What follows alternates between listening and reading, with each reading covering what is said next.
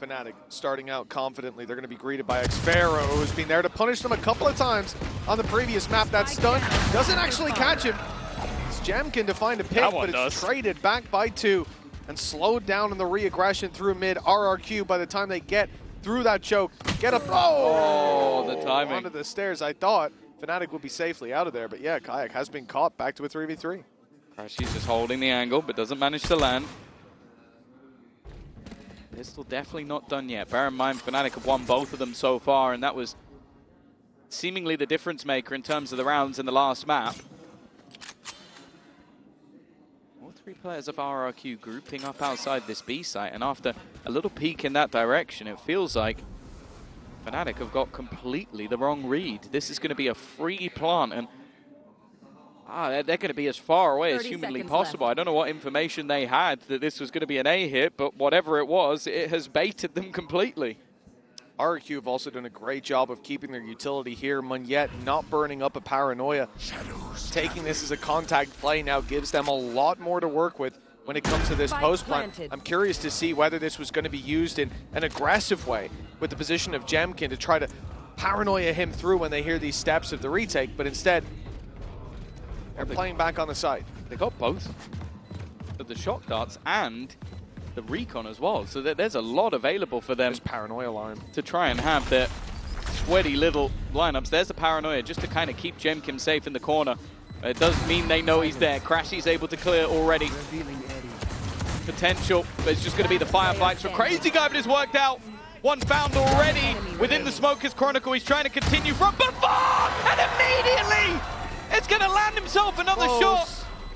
It's whether or not he has enough time. He does not. It was incredible. Stun held. There's no way kajak's getting super aggressive here on the back of it. No, they will just sit and wait. But here comes a dive from Jemkin. Kaajak with the immediate punish. He gets out. Has his refract to go back, but doubtful that's going to be used. They've made it now into a 5v4, denying the plant. Oh no, it's not. It's on the other side of the box, pardon me. Kushy's able to get the plant down nice and open. Yeah, I guess they didn't expect just for him to plant almost in front of them. It's a bit of a gamble with this many players there, but it sets them up nicely into the post plant. All 5 players from FNATIC and still a decent amount of utility. Recon already being sent out to try and clear some of that backline, but in fact it's a much deeper post plant. The spams is the aim of the game. A 1-for-1 trade, but bear in mind what they lost it on last time. It was the time, it was the clock that went against FNATIC. Already you see the fragment into position. At times starting to tick down once again, and they're only just getting onto it. The shock dart, it's going to go through, but it's missed. I don't think it's quite as close this time around. They will be able to get... When you see this utility come through from Alfajer, do you stick around, do you look for the fight, or do you simply back off? And it looks like he's made the right call. And crashies, he didn't think he needed a fallback. He should have been safe inside the smoke, but he has been taken down. RRQ, I mean, FNATIC tried to deny RRQ the opening pick, and they still get it. That's a crazy unlucky fight for FNATIC. Look at Alpha as well. He's 1 HP. Like, the spams have done so much damage to the side of FNATIC. But getting back into this site is going to be a difficult one. They're still going for it. They're still trying to make that space. Kajak's actually won the opener. That's not a bad way to find themselves back into the round, but it's this late wraparound from Monyet that could cause them problems. The fight on the site actually going the way of FNATIC and an old school cam, and the spike is going to be a nasty surprise. It means once again they haven't been able to get on it. Have they heard Monyet? No, they haven't, but he's going to be caught. The most prominent in my mind is always going to be Icebox back in the day. They don't have that here. I would say Lotus, but you know. Lotus, I mean, it's more recent. It's not as niche. I like the aged one. Well, already taking a casualty. So the weaponry, well, the only rifle that's had is going to be the upgrade. I said I wanted to see those stingers. Well, I've got it in map number 2. Shock dart out, but a single bullet onto any of these players would be certain demise. Even still, though, the time ticking. And that's already been a bit of a burden so far for FNATIC. It's been a much better start for Monyet, and it looks like he'll have pressure on him again. stun lined up and fired through. Here comes the flash. I'll be caught by it. Hunter's Fury, though, sent through as a response. Drop down is good for Boaster. He'll find the first. Monyet surrounded. Picks his fight from the corner. Boaster, though, putting the pressure on, and Monyet will be taken out by the... Might be the better of the two for them. They're heading there early. Knife is broken. Jemkin, though, already in, taking the space, but kaajak there to punish. We've seen this before. He just gets out. Happy with his opening pick, with the advantage claim. The spike making it to backside. This is normally the aftershock goes down. This time they try to deny the close plant. The wraparound from Monyet catches them in that transition period, and it's a 4 versus 4. RRQ have a late flank coming in from xffero as well, covering all their bases. There is still a trip covering it. These players on site could be under pressure. kaajak, that ult's not quite going to hit Monyet up in heaven. xffero and Monyet both finding theirs. And then now that flank putting so much pressure on. FNATIC need to be quick, they gotta run forward. There's gaps in the play and RRQ are exploiting them. Got it done in the end. Already you can see they've spotted Boaster, and they know with the knife popping that no one is on the site. Very quick to take the space. Well, there's the trip. Jemkin's landed himself up top, a different route than was planned for by that trap wire. Hunter's Fury active, but denied immediately. The ult from KO taking all the abilities, all the ulties away, and buying so much time. It's FNATIC. We'll have to now wait. They've got so much util for the retake, but that clock is going to run low by the time they can use it. Well, it has been running low every single time. Monyet faking out the idea, and well, Kushy's just swung into them. He knew where they were. That's messy though. Both of them has somehow managed to find 3. This round was looking done, but it's left all on to Monyet. He's been revealed. They know where he is, but he wants to take that fight. Early doors taking a lot of control. And RRQ hasten their pace as a response. Straight through mid. There's 2 players quite passive on this B site, ready for the fight. crashies slowing down the players in mid, making a bit of an accordion effect. This is leaving more isolated battles. Alfajer dies after just 1 though. With that utility down, the player covering the cross to site out of the round completely. They now have to focus in the late round and take a look at this play coming through. You've talked about the late round flanks. Well, Monyet might have the best one yet. He's low on HP, so he has to pick his moment. The rest of the team have been able to place themselves in the back of the site.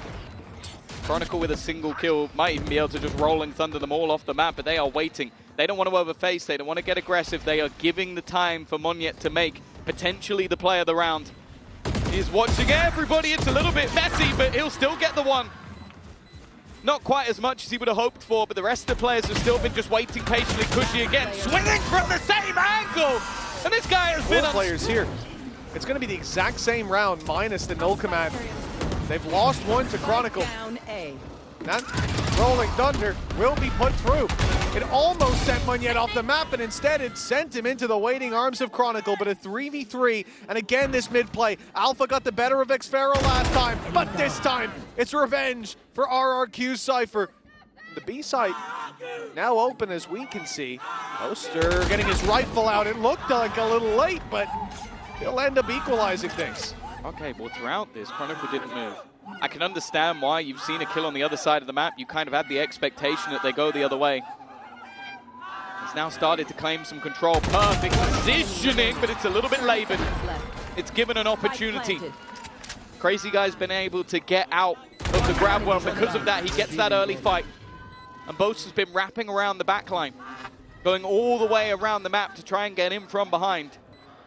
He does have the Cosmic Divide available, but placing it while in the open would be a massive risk. He's just trying to make his way into the site, and Crazyguy, well, it's been too long. He started to realize that he has to be coming in from behind. The tap on the spike reveals his opponent's position. But the clock is in his favor. Boaster, though, will just...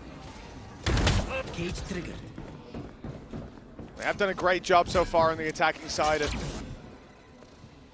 dealing with Alfajer's utility. It doesn't feel like he's getting a lot off those traps, constantly being destroyed. Always caution on the push through. It will be the same again. He's using this cam to clear mid.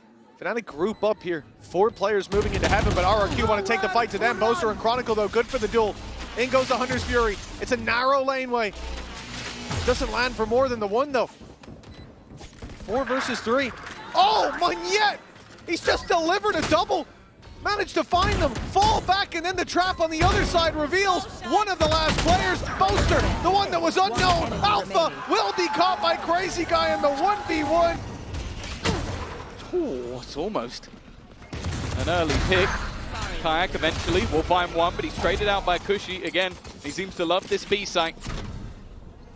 But with space being held, this was something that the old FNATIC on this map loved to do. They just leave Boaster in the spawn.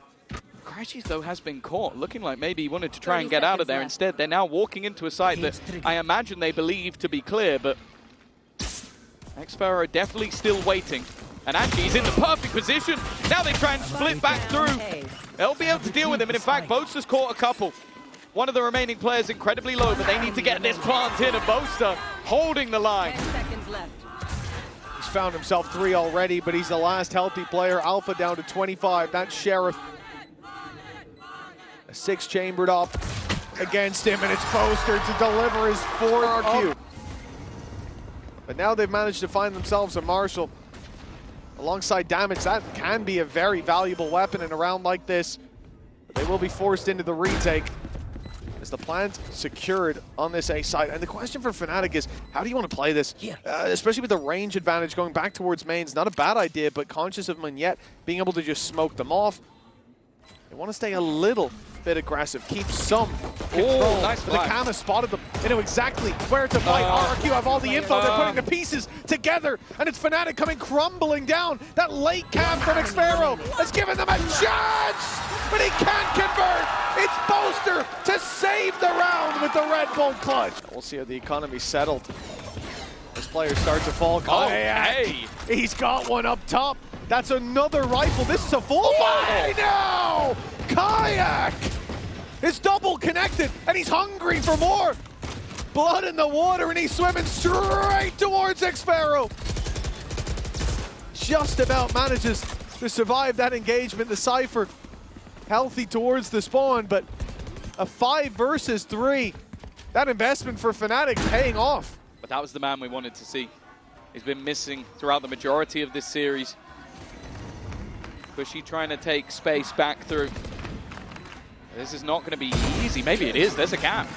A spot for him to take a fight. But look how passive the remaining players are. Kushy's found another. Making this one interesting for sure. They've dodged themselves that knife. And now already that time being bought. And Boaster and Chronicle combined. Jemkin will be waiting for them. Yeah, it's the still water that stagnates. It's time to switch it up. FNATIC straight to the B site. The op shot not landed, and quite a bit of damage done in return. xffero falls. Utility now. Those trap plays no longer there to work with, and Alpha gets the info on the back of it. Oh, crazyguy trying for the punish. He finds himself falling. Here.